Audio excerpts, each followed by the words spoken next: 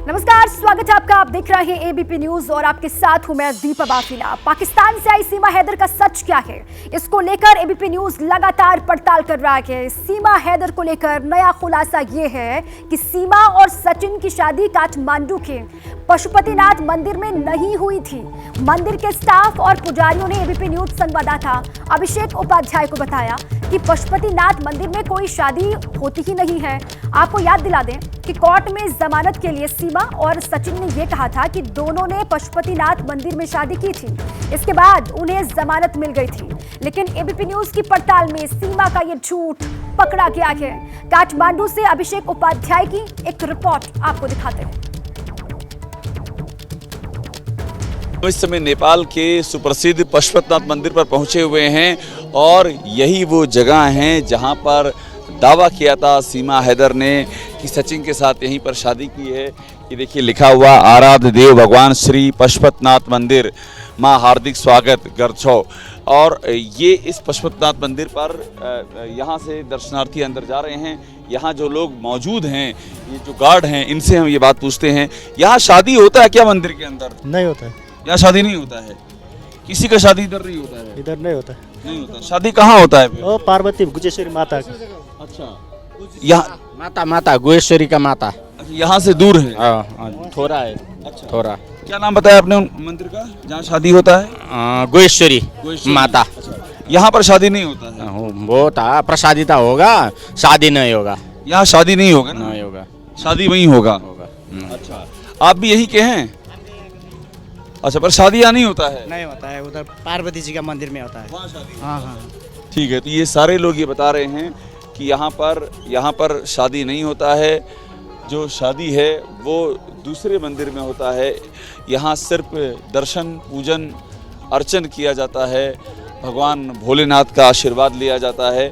तो जिस जगह पर बताया सीमा हैदर ने पशुपतिनाथ मंदिर में, वहाँ पर शादी होती ही नहीं है। सबसे अहम बात निकल करके ये सामने आई है।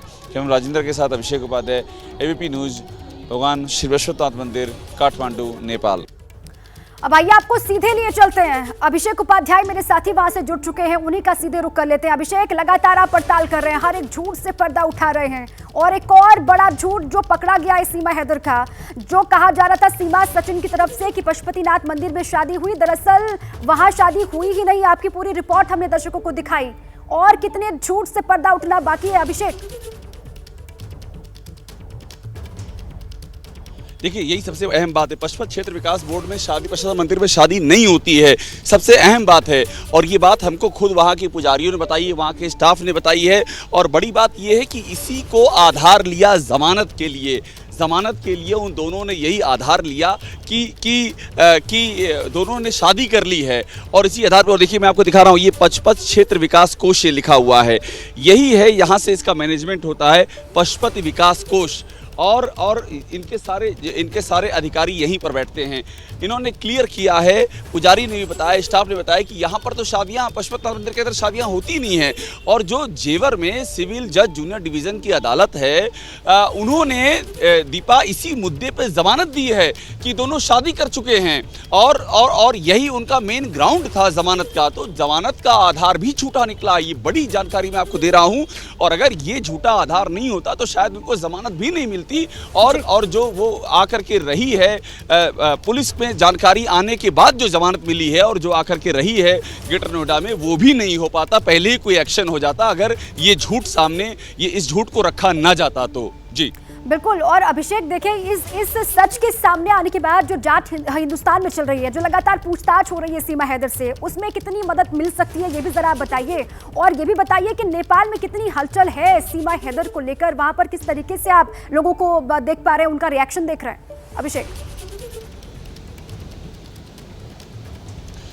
बिल्कुल, देखिए, नेपाल में बिल्कुल हलचल है। अभी हम जहाँ पर हैं वो पशुपत क्षेत्र विकास कोष है, जहाँ से पूरे ये जो मंदिर है, इस मंदिर का मैनेजमेंट किया जाता है।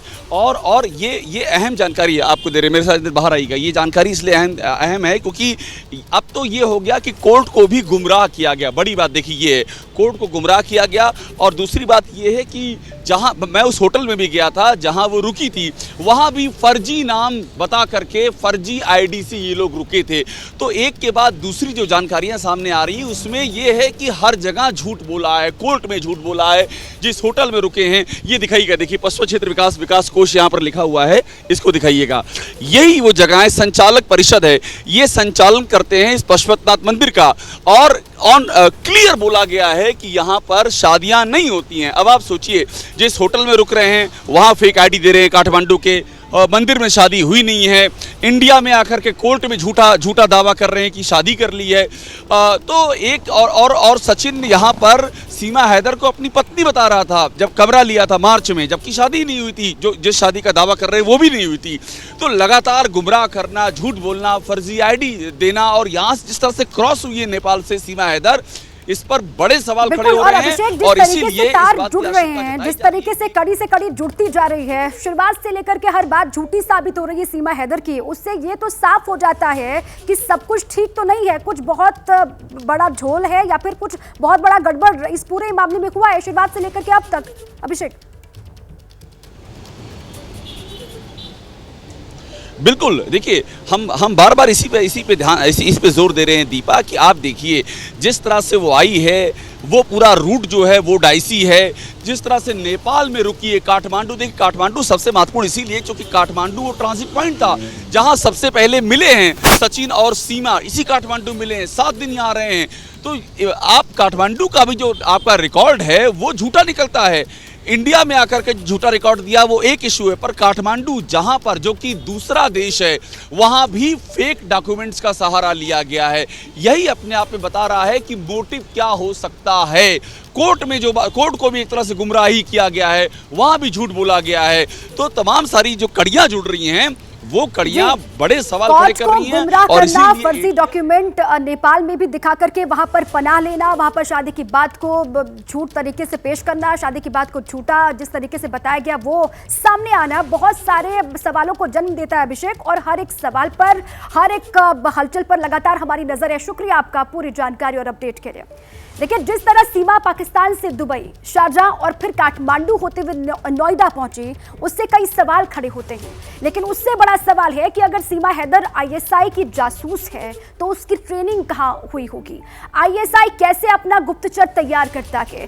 कहां कितने दिनों की ट्रेनिंग के बाद आईएसआई किसी को मिशन पर भेजती है? हम आपको डायरेक्ट आईएसआई हेडक्वार्टर से पाकिस्तान के जासूस सेंटर का सीक्रेट सच बता रहे हैं। देखिए report. G7/4 ISI headquarter, Aabpara, Islamabad, Pakistan. ये पता है उस बदनाम खुफिया एजेंसी का जो दहशतगर्दी फैलाने वाली संस्था के तौर पर कुख्यात है।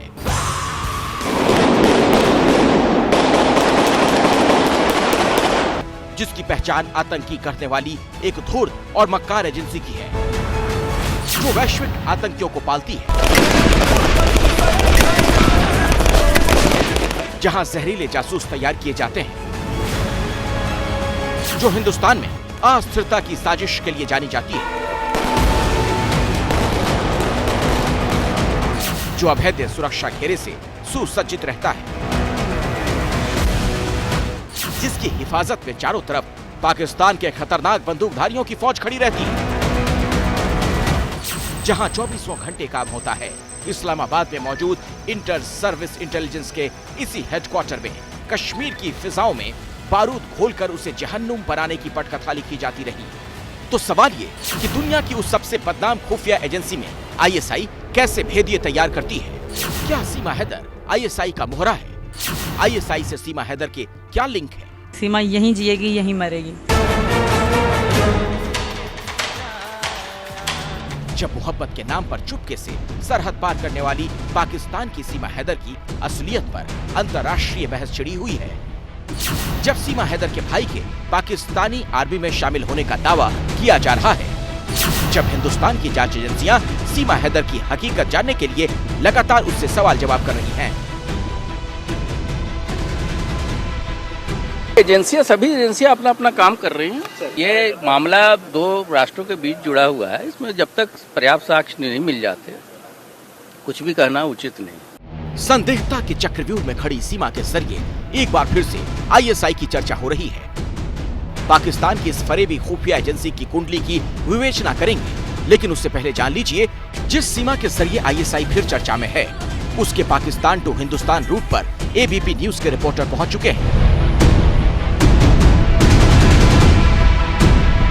मैं पहुंच गया हूं काठमांडू में उस ठिकाने पर जहां सीमा हैदर और सचिन ठहरे थे। पहले एड्रेस देखिए, न्यू विनायक रोलपा लिखा हुआ है और इसी न्यू विनायक रोलपा में ये यहाँ पर ये दिखाईगा नया बस पार्क लिखा हुआ है। देखिए न्यू विनायक रोलपा और न्यू बस पार्क काठमांडू आगे लिखा हुआ है। ये मैं बार बार कह रहा हूं, ये वो पहली जगह है जहां पर सीमा हैदर और सचिन साथ रुके हैं। पहली बार 7 दिन तक रुके हैं। इस होटल के भीतर प्रवेश कर रहे हैं और ये बहुत इंपॉर्टेंट इसलिए है कि पहली जो उनकी मुलाकात हुई थी आमने सामने, वो यहीं पर हुई थी। तो हम उस कमरा नंबर 204 में जा रहे हैं और देखिए ये इसलिए जाना जरूरी है क्योंकि एक एक जगह जो है लिंक स्टैब्लिश करती हैं। यही वो कमरा है, मैं हम एबीपी न्यूज पे आपको बता रहे हैं। इसी कमरे में सचिन और सीमा यही रुके दोनों।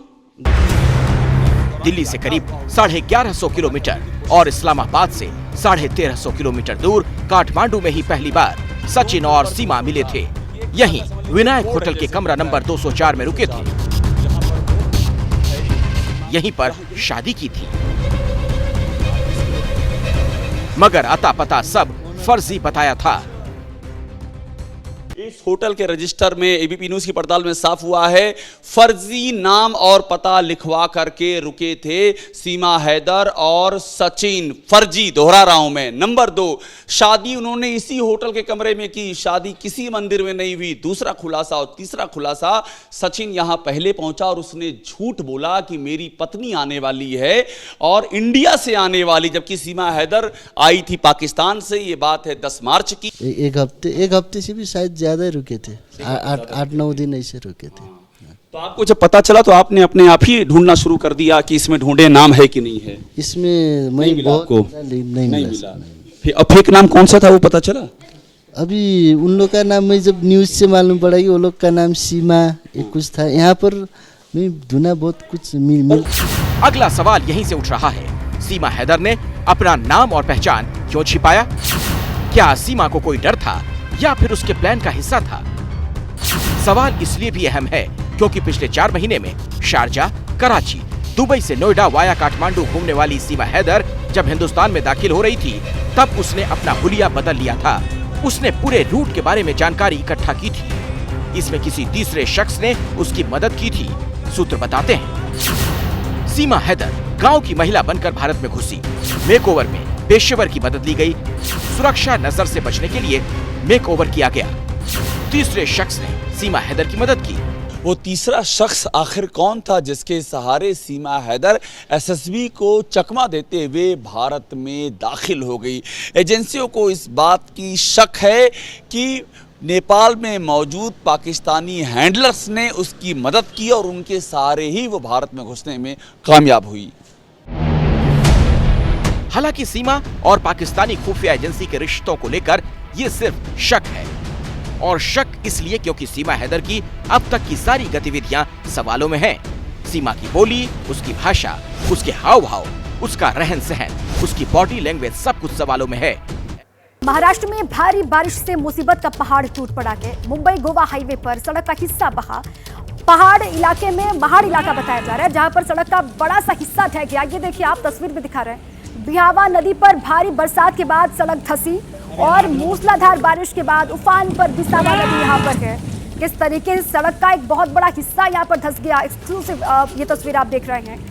महाड़ ये इलाका, सड़क का हिस्सा बहा। लगातार बारिश और बारिश के बाद नदी नाले सब उफान पर हैं। पहाड़ टूट करके मुसीबत का पहाड़ टूटा यहाँ पर। मुंबई गोवा हाईवे पर सड़क का हिस्सा बहा के महाड़ इलाका, जहाँ पर सड़क का हिस्सा ढह गया, उसकी तस्वीर इस वक्त आप देख रहे हैं।